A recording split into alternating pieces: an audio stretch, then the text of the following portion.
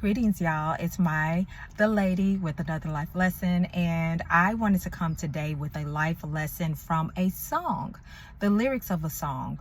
This song is Johnny Gill's Second Place, and I believe it was written by Kevin Ross. And if it's the Kevin Ross I'm thinking of, I absolutely love him. I love his voice.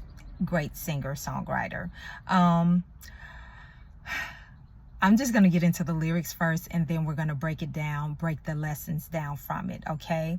This is one of the saddest, heartbreaking love songs I've ever heard. And it's not a new song. I don't know when it was brought out, but anyway, here are the lyrics. I wish that I could tell you that I love you so much, but I don't. I wish that I could kiss you when I'm seeing someone else. I know it's wrong. So before I take these vows, thought I'd let you know I have some doubts. So let's pause for context. Clearly, this is someone that he's speaking to, that he is engaged to be married to. Okay, before I take these vows. And I would venture to say that this is probably the wedding day. So they've made it through meeting, dating, engagement, and now we're at potentially the wedding day. Okay, next verse. Oh, actually, this is a chorus. Oh, you are not the one for me. We know we were not meant to be, but it was strong enough to stand. The truth is, you're in second place. Moving on. Next verse. I know I should have told you long before today. Pausing. This is why I say I believe it's actually the wedding day and not just leading up to the wedding. I feel like it's probably the wedding day, which is even more heartbreaking. Okay. I know that I can't heal you from all the words I'm saying. The woman who takes your place, I don't know who. All I know, it isn't you. Okay. He goes back into another chorus, whatever. Okay, so let's get into the life lessons from this. First of all, since this is a man singing this song and he's talking to a woman, I'm going to take it from that point of view. I know so many women that press in relationships because they want it to work. A lot of women in particular, even when there's clear signs that you're not the one for him and he's not the one for you, even if you think he's the one for you, that he is not feeling you like that. Now, don't get it twisted.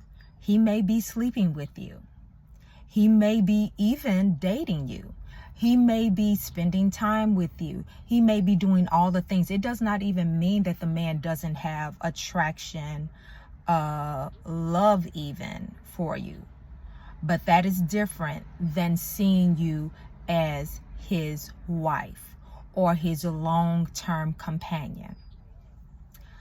I feel like that I personally have experienced women, they want the man to say it. Say it. If you don't want this, I need you to say it. But he's saying it. He's just not verbally saying it. Now, I get it. That is a pet peeve of mine as well. Don't get me wrong. I wish that everyone had the courage to just communicate and to be honest. But there's a lot of people that don't. In particular, men, and this is a broad statement, I acknowledge that, but the nature of men typically is that they not trying to, unless they just a straight up dog that don't care.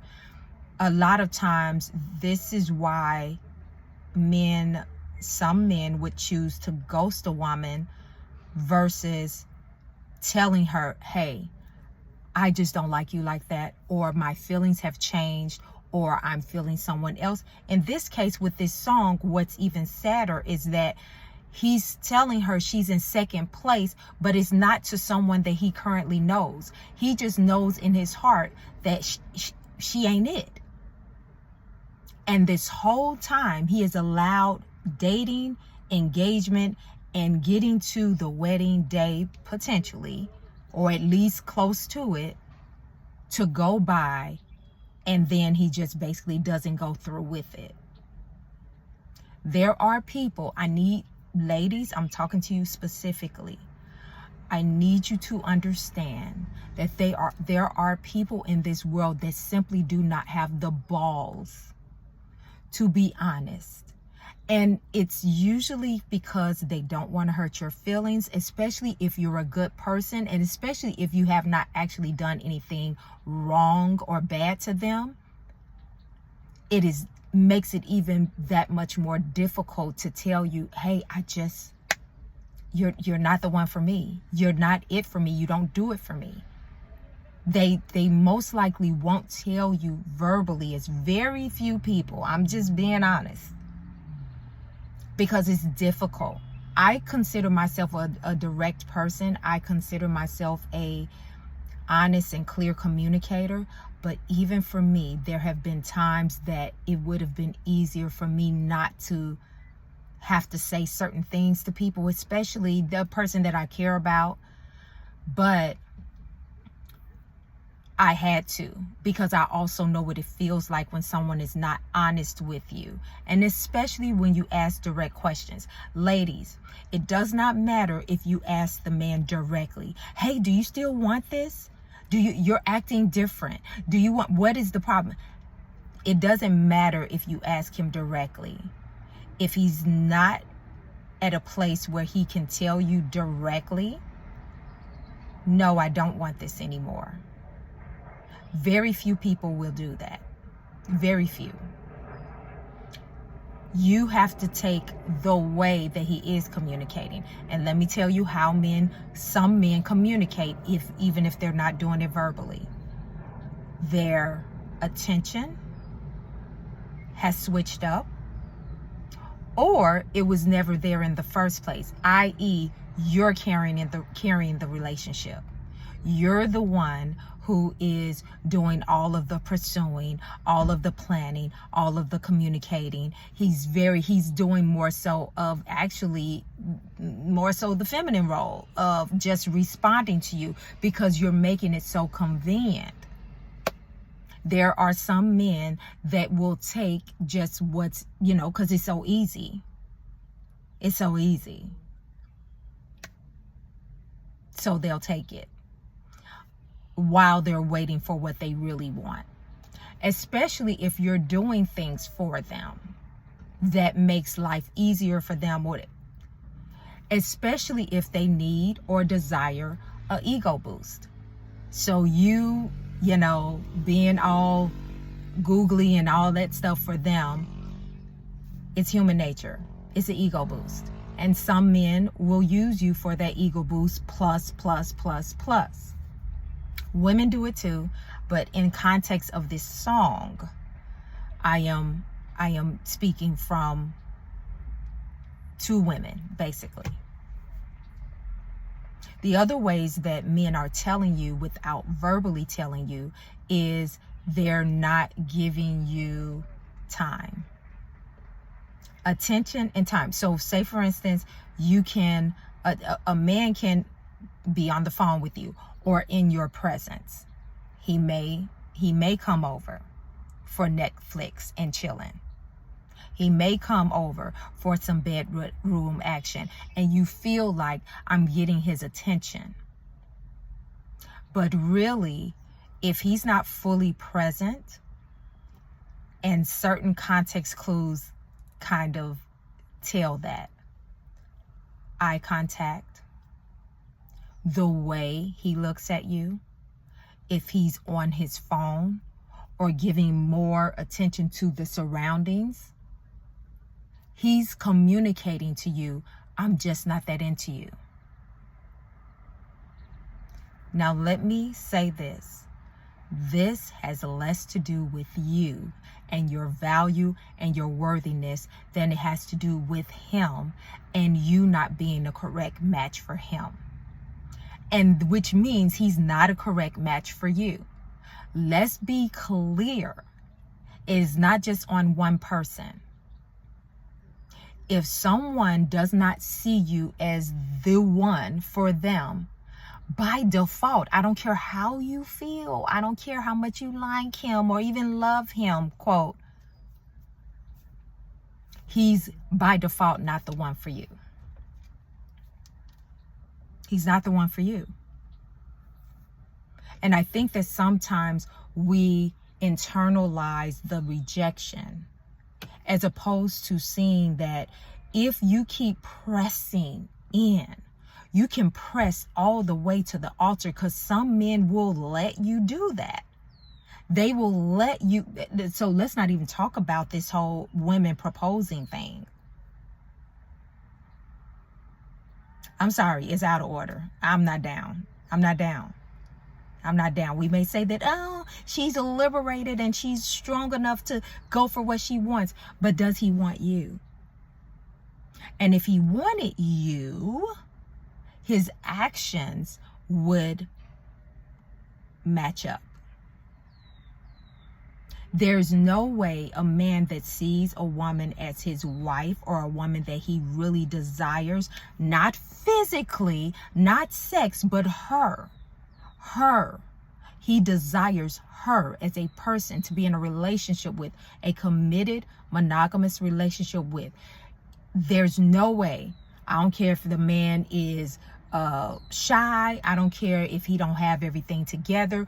There is no way that he's going to not at least attempt to pursue that woman to see if he can lock her in, if he really believes that that woman is the one for him. He's going to take action. If he is not taking action, you're in second place.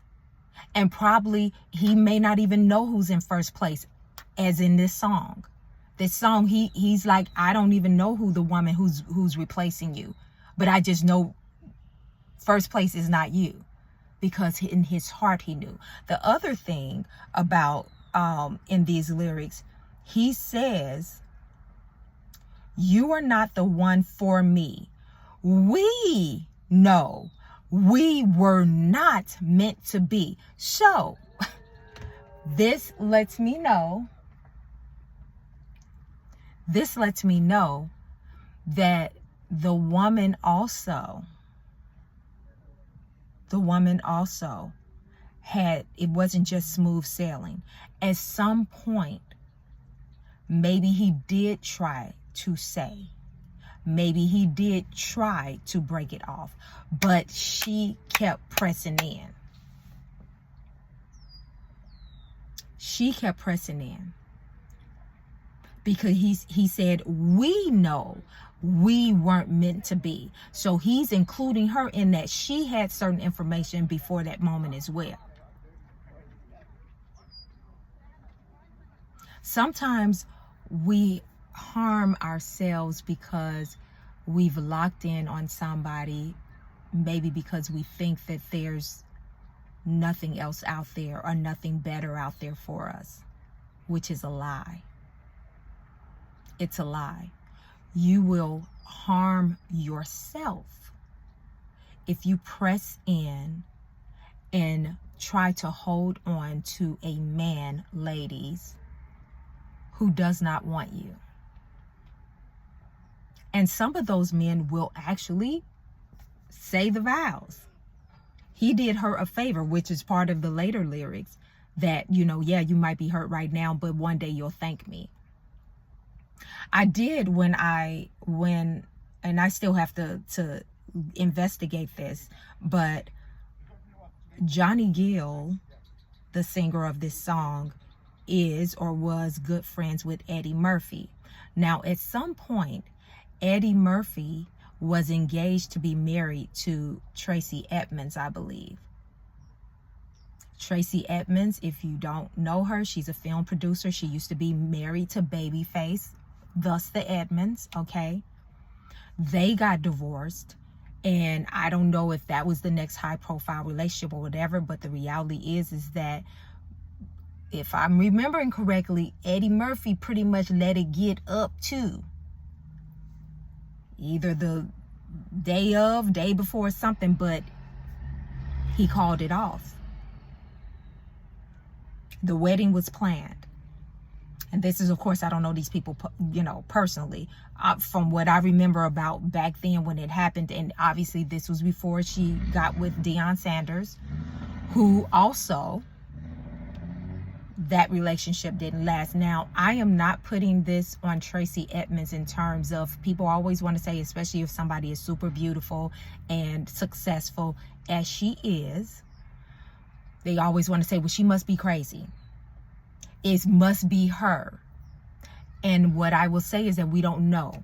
We don't know the reason why these relationships did not pan out or did not lead to the marriage that she clearly wanted. Sometimes it could be that there's some brokenness in the woman, that she continues to pursue relationship with people who don't genuinely want her. And she rides it all the way through till they're forced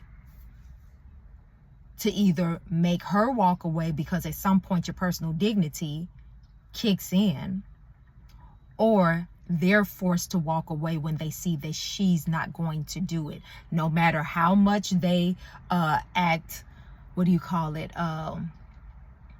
indifferent,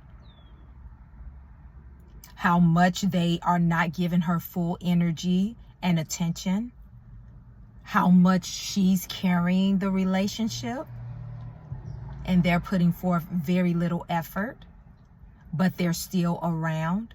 But it's clear that they're not in love or love her. They may love her, but I always say it takes in love and love for marriage.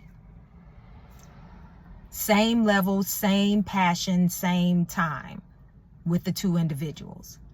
If I am not for that personally, a lot of times they say marry someone who loves you more than them. They tell women that. Marry a man who loves you more than you love him. I don't agree with that. I think it's a toxic mindset. I think it's playing it safe because it comes from a wounded or broken place. The only reason why you would want to do that is because it's too vulnerable to be passionately in love with someone. And what if it doesn't work out?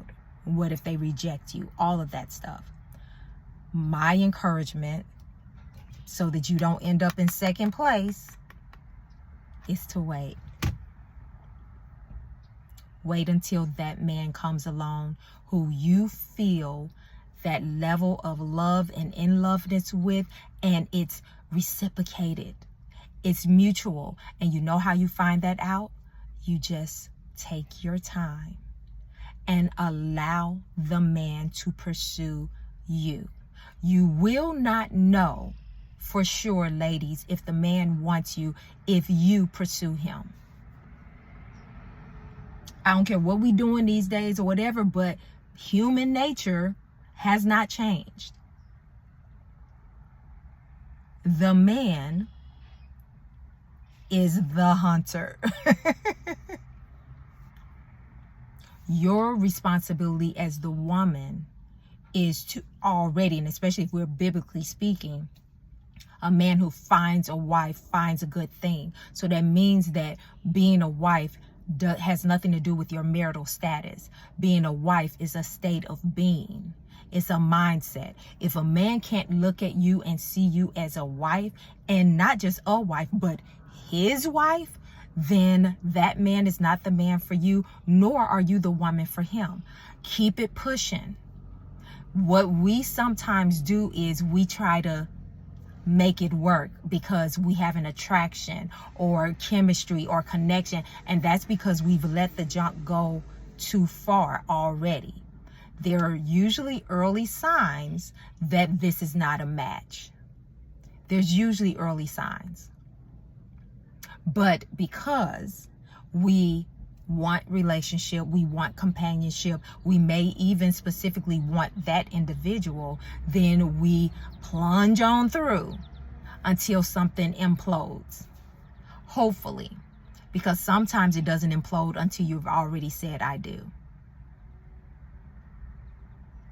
I want you to go and pull up this song by Johnny Gill, Second Place, Johnny Gill.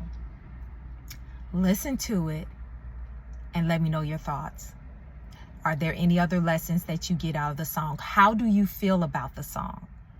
And also, fellas, do you think that that could be, it could easily be a woman singing this song and the man is in second place, i.e. he's not first place in her heart.